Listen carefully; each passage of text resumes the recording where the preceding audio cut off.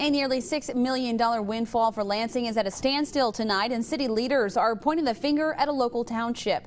The city says Lansing Township is standing in the way of bringing new life to an abandoned golf course, but that's not how the township sees it. And as Faith Miller reports, the city wants to cash out. This land was once a City of Lansing golf course, but for years it sat empty. City Lansing Planning Director Bob Johnson calls it prime real estate. For months, the city has tried to close a deal with real estate developer Schostak Brothers, worth nearly $6 million. It's real money to the City of Lansing so that we can deliver services to our citizens. So it's and the voters of Lansing supported the sale of this property.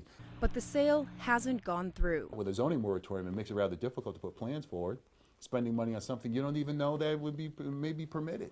The twist here is that the Lansing-owned property sits in Lansing Township, and Lansing Township hasn't given a green light to rezone the property for development.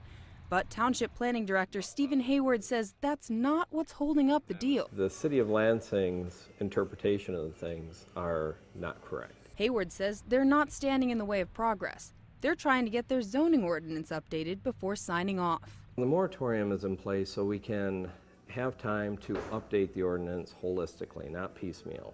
Hayward says if Schostak shows them a plan, they'll work with them. To date, we have seen not one document by the development team to say this is what we want to do with the property. So it sits there as a golf course.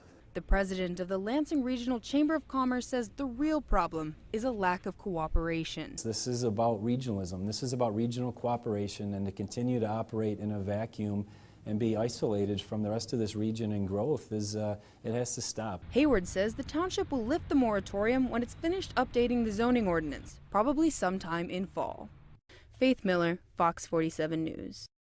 This land is not generating money for anyone. The city owns it, and they don't have to pay taxes to the township.